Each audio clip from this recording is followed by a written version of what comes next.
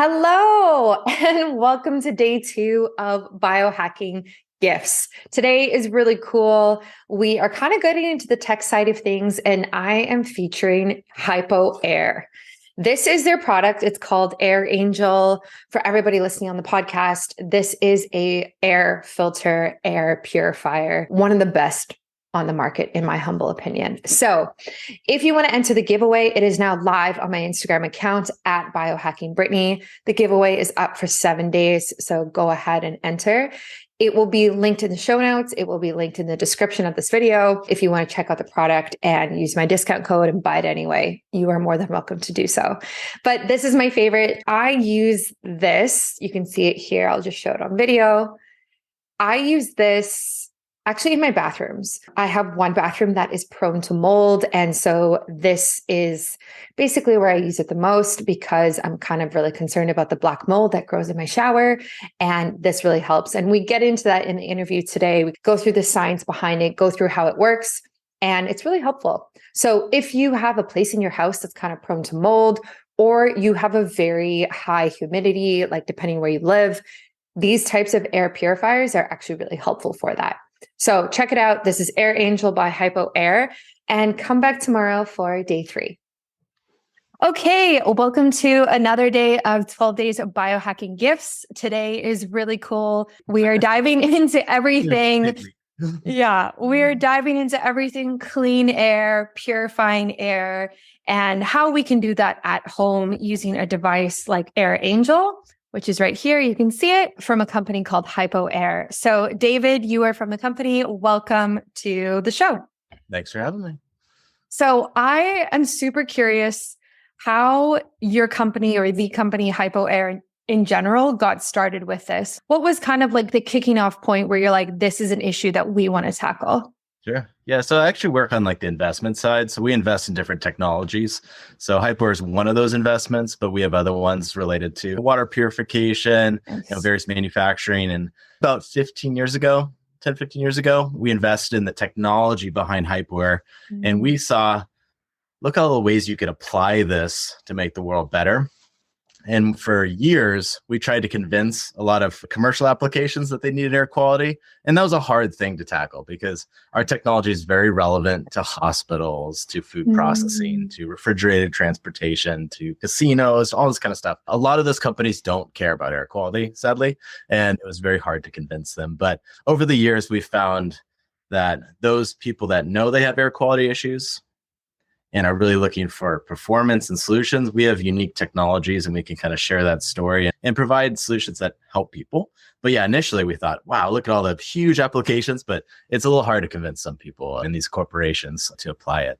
But COVID really changed things for us because for years we were talking to hospitals about dealing with bacterial control, active sanitization, introducing natural purification methods. And they didn't care. And then when COVID hit, they're like on Google trying to figure out like, how do you kill a virus? Yeah. Like, here we are, happy to help you. But yeah, so we work with a lot of homes, but a lot of businesses. We've been doing this for a long time. So nice. That's awesome.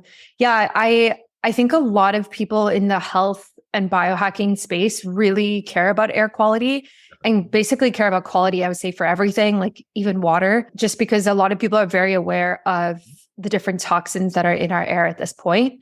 Yeah. So typically, like what type of air quality do you hear, do you see, and like what's the average person kind of dealing with in their home today? So like average, and on average, our homes are significantly worse than the outdoor air. So like even if you're in a city, the indoor air is worse. For biohackers, I would say it's one piece of the puzzle. And it's often a little bit further down on the list. So you might go with like food and water, and then air is kind of like something you need to deal with. For some people, it has a much bigger impact. So we work with a lot of clients that have like extreme mold toxicity, for instance, severe respiratory issues. It can become a lot of things. And we've seen a lot of horror stories over the years. Basically every week we hear those. But on average, your indoor air is essentially, if you think of it as we make our homes energy efficient. So we try to seal them up tight so we can cool them or heat them. But when we do that, we trap everything inside. Yeah. And for the most part, there is no counterbalance. There's no mitigation. So if you introduce a contaminant, it's kind of stuck there until you get rid of it. Outside, there's all kinds of natural mitigation that takes place. So something like mold is natural outside, but when mold finds its way into this sterile, unnatural environment that most homes are, well, now it can grow and become extremely concentrated. And then you're trapping all the contaminants like the gases, the mycotoxins, the spores. Right. Now you've trapped them inside and there's nothing that's fighting against it. So you get really unnatural concentrations. But things like off-gassing from paint, furniture, cleaning products, that's basically every home. Particulates, of course, with some degree or another. The closer you are to a freeway, you're going to get finer and finer PM 2.5 pollution. There could be seasonal allergies. I'm in Southern California. There could be wildfires. So there's lots of things that are very geographic and unique to where you are and the time of year. Yeah. Yeah, that makes a lot of sense. I'm definitely I live on the West Coast in Canada, and it's so rainy here all of the time. So I'm very much aware of mold inside the house, outside the house, on the patios, kind of everywhere. So if you have one of your products, I have your Air Angel that I was just showing. If I put this in a room, how does it actually work to purify the air? Sure. So we have a bunch of different technologies we use. Air quality is not one size fits all. It's much more complicated than I think most companies kind of present. But the Air Angel has two of our technologies that give very broad spectrum coverage for a room about 300 square feet. Originally, our goal with the Air Angel was trying to find a solution for transportation. And that just kind of spiraled into hotel rooms, bedrooms, offices. But originally it was thinking, okay, how can we deal with the air in a vehicle, an ambulance, a car, a boat, an airplane? And so we tried to make it as compact as possible. But then we found that those people obviously wanted to take advantage of it, not just when they were driving. So then they were using it in hotel rooms, which is a huge application. And then they were taking it home with them because they wanted it in their home. So it kind of just became more of a staple unit for us for a bedroom. But it uses two of our technologies, and we can dive into the nitty gritty of that as much as we can. I would just kind of put it out there that we have a ton of resources on our website, and we're happy to talk to you individually because some of this does get pretty complicated. But the Air Angel is our APCO technology and our polar ionization. With the polar ionization, we can kill something like mold on a surface outside of the unit. So that's a pretty unique. So coming from the kind of just backing up a little bit, if you have something like mold on a surface outside of the unit, we can suppress its growth on that surface. Same within the air. So we're naturally changing the environment using polar ionization. A lot of people have heard the term ionizers. But what that's referring to in general is a negative ionizer. So the problem with a negative ionizer is you're going to lead to ozone production and the buildup of static. And so there's a lot of implications of that. But on the most basic side, with static, you create a bubble of static around the unit. It can't travel very far, the ionization. This is polar ionization. So you're splitting water vapor into positive hydrogen, negative oxygen. And so you're able to interact with contaminants in the air throughout the space.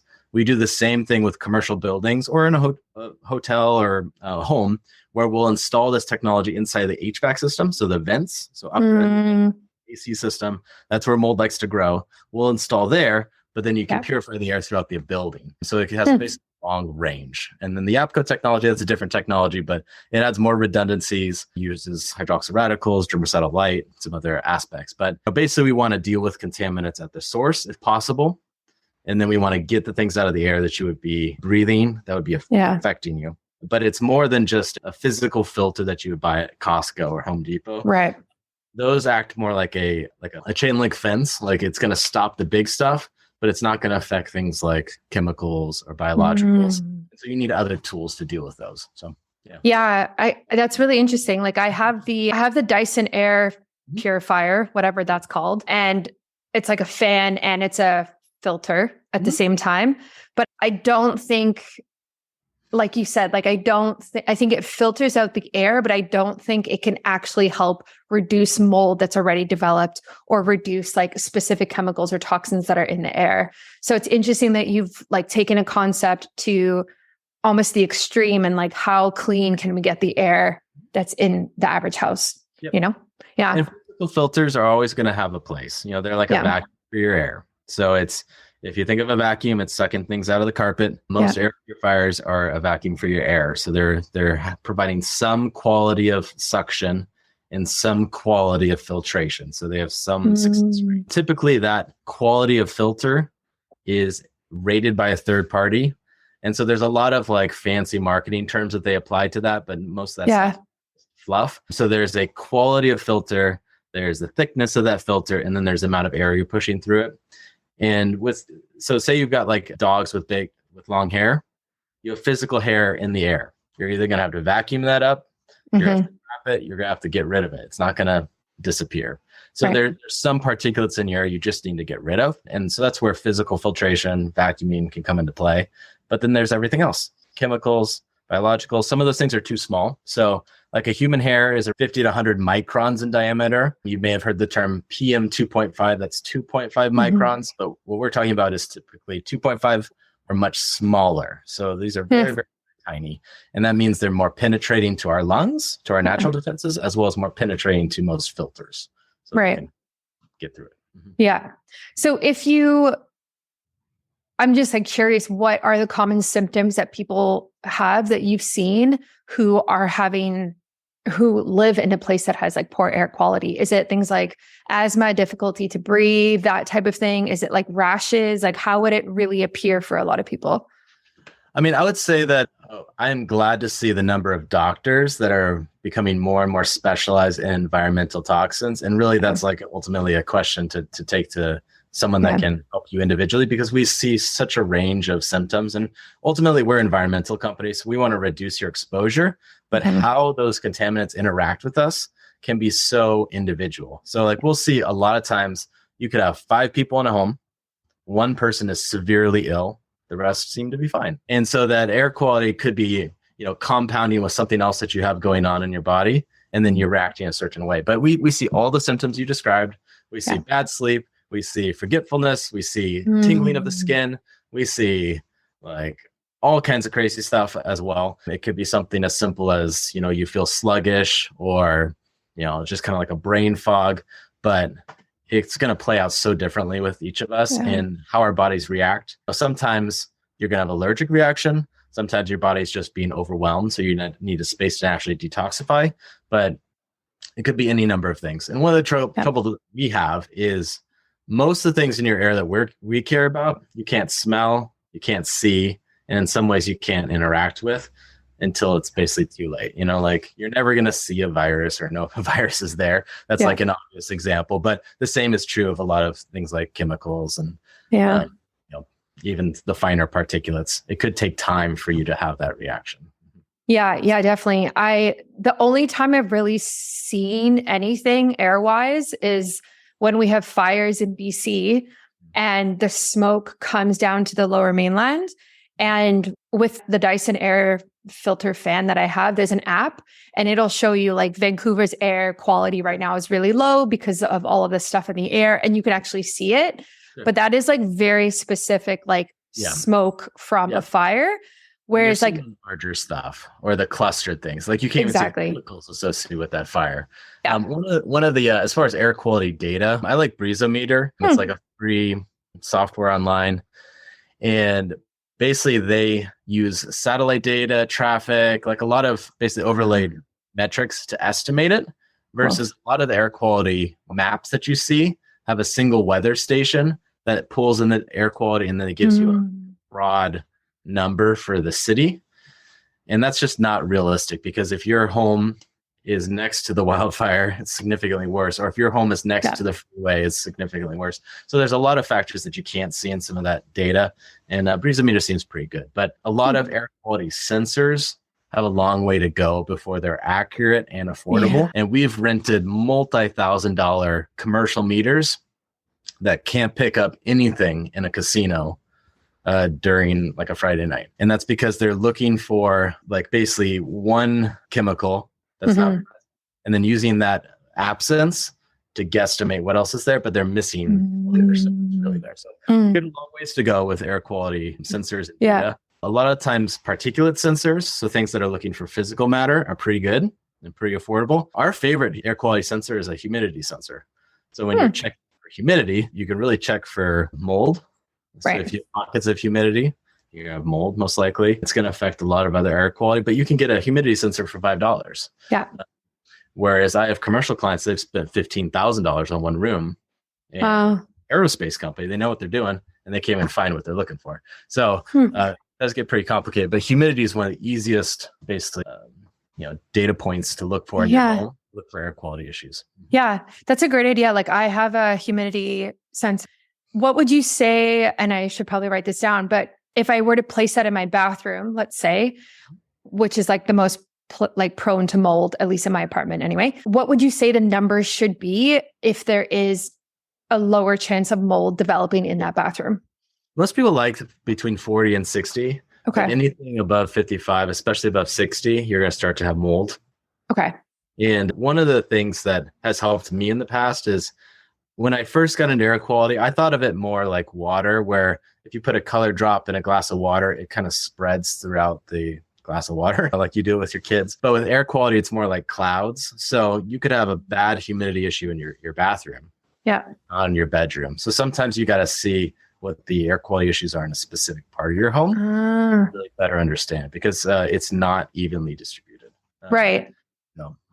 Yeah. So I should take my meter and put it in each room for like 1 day per each room and write it down and then see where it's the worst, I guess. Exactly. Yeah. I mean, that's a pretty easy test to do, right? Like you buy the meter, it's whatever, you buy it off of Amazon, or you guys sell one as well. We have them too, but there's nothing fancy about ours. We're big advocates for it, because it's, instead of going and spending $1,500 with like a mold remediation company, like start there, like this journey, you can start somewhere. And sometimes you have a structural issue, like the way your home was built was wrong. So like we've seen bathrooms where you've got a vent that's supposed to be pulling the humidity out, but that vent goes up and into a wall. It doesn't go anywhere. And so you're just pumping the humidity into your wall. So sometimes your building, your office, your home was built incomplete. And so sometimes you can find those issues. You might have a basement that has humidity problems, and then your furnace is located in your basement. So mold in your basement, and then the furnace that's moving the air throughout your home is in your basement. Well, like those kind of things can contribute to definitely air quality problems. Right, right. And so what about just like opening your windows more often, opening your doors, like getting fresh air in? Like I know even for myself, when I work in my office, like when I open my door and leave it open for an hour in here, we have like a door out to the yard. I feel like so much better, like more awake, just energized. Yeah. And so like, how would that play into just air quality? Even if it's raining outside and it's really damp outside, is it still recommended to do that? So like the CDC estimates it's about 2 to 5 times worse indoors than outdoors. That's like average. Air quality outside could be 50 times worse during rush hour than the hour before. So it's a really dynamic question is really what I'm getting at. In general, though, opening your window is going to help dilute the contaminants inside. You're going to be venting contaminants outside. Our company is actually really actively filing some patents related to ventilation, because most homes are not designed to have any fresh air. There's no source of fresh air. There's no source of exhausting air. They're just kind of a porous envelope. So your windows kind of open occasionally, your doors kind of leak a little bit. But even your HVAC system, if you have central air, a lot of times it's just moving the air around. It's not pulling air in from outside. Right. There's a small percentage of homes that do. Commercial buildings in general are required by law to bring in outside air in a minimum amount. Homes, though, it's kind of like a free for all. So in general, though, opening your window is good. We do have a few products that we're bringing out related to that. Right now, we do have a window mounted filter where if you have a sliding window, you can put a filter in there and then close the window on the filter. And that way, the air you're bringing in from outside, you're filtering out some of the allergens, some of the particulates. But in general, it's going to be cleaner than what's inside. So it's very common for people to open their windows and feel better, because in general, it's better air. Right? Yeah. Yeah. No kidding. Yeah. We have, like in my apartment, there's a ton of windows and ton of doors, which is great. And like our yard kind of wraps around the whole apartment.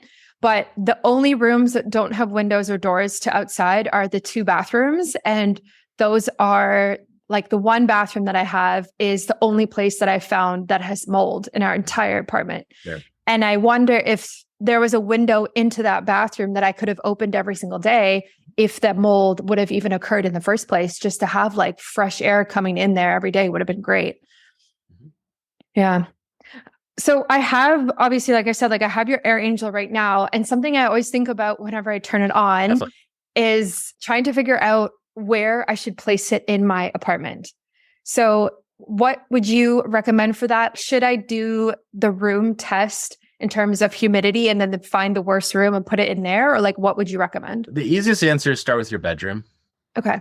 So if you're trying to think about how do I purify the air throughout my life, it can kind of be a little overwhelming, but you want to make sure your bedroom is a safe place to recover. And that's like our number one priority of where to start.